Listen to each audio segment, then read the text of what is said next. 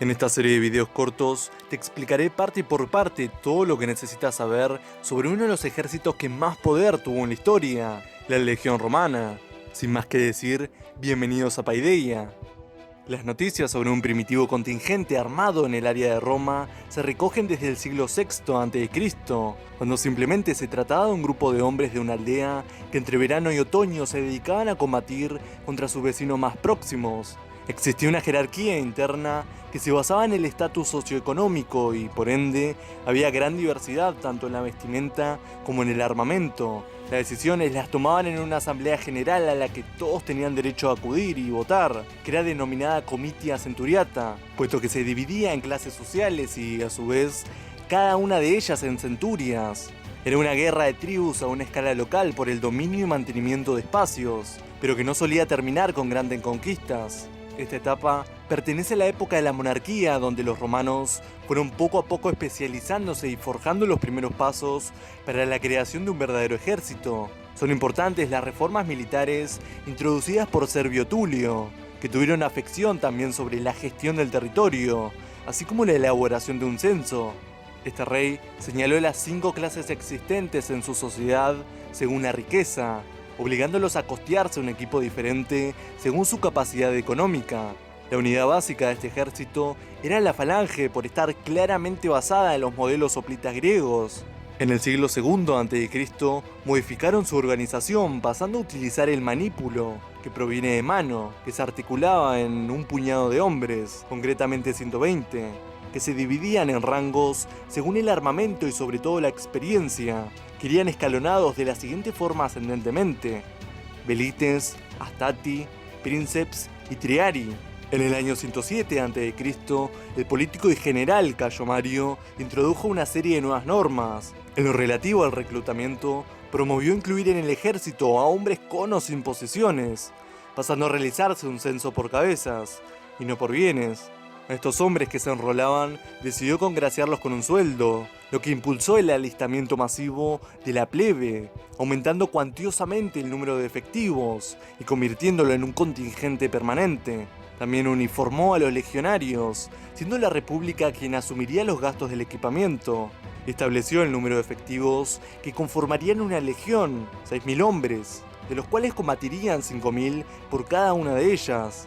Transformó los manípulos en cohortes, compuestas cada una por 6 centurias, es decir, 80 soldados combatientes y 20 no combatientes, que a su vez se distribuía en contubernias, unidad mínima del ejército conformada por 8 militares que serían los que habitarían de forma conjunta en cada habitación. Estableció como elemento identitario el aquila. Instituyó además que cada uno portase su equipo personal sobre los hombros para reducir la cantidad de carruajes que tenían que acompañarlos durante las marchas, con el fin de minimizar gastos y evitar un desplazamiento lento que en muchas ocasiones provocaban los carros.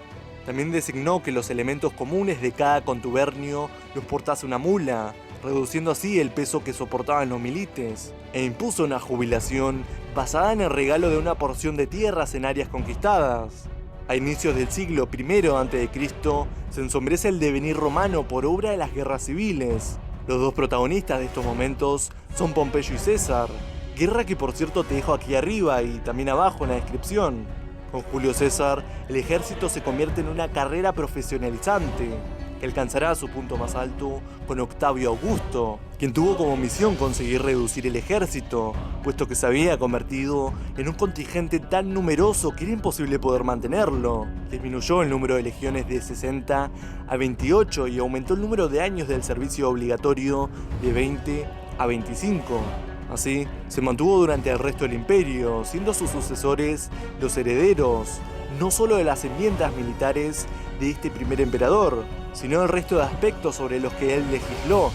Los últimos cambios militares fueron los realizados por Diocleciano entre finales del siglo III e inicios del IV después de Cristo. No debemos entenderlos como reformas, sino más bien como una serie de adaptaciones a los nuevos problemas que surgían en las fronteras del imperio.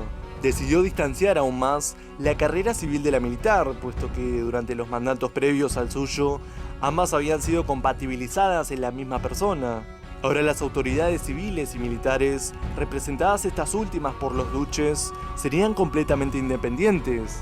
También aumentó el número de efectivos y por tanto de legiones. Los militares podían acudir a diferentes tipos de conflictos, entre los que fueron especialmente conocidas las guerras de conquista, por ser el epicentro de muchas narraciones de autores latinos que con sus textos buscaban promover y glorificar la grandeza de Roma y su emperador. Por ejemplo, las guerras dacias. Otras buscaban finalizar las revueltas que en ocasiones eran producidas por parte de los pueblos que rechazaban el poder y expansión romana, aunque en algunos de estos casos, que ya habían sido conquistados, seguían manifestando su descontento con las imposiciones ejercidas, como por ejemplo las lideradas por Boudica o Viriato. Una tercera causa de movilización de las legiones eran las expediciones punitivas, cuyo objetivo era castigar al enemigo, sobre todo en las áreas fronterizas, y así fijar bien y consolidar el limes, provocando temor en el adversario. Ahora que aprendimos la evolución del ejército, nos toca ver en profundidad las formaciones de combate, que tan importantes eran para la estrategia militar. Pero eso, lamentablemente, será cuento para otra noche. Si te gustó el video, dale me gusta y suscríbete al canal. Y a no olvidar, la paideia es eterna.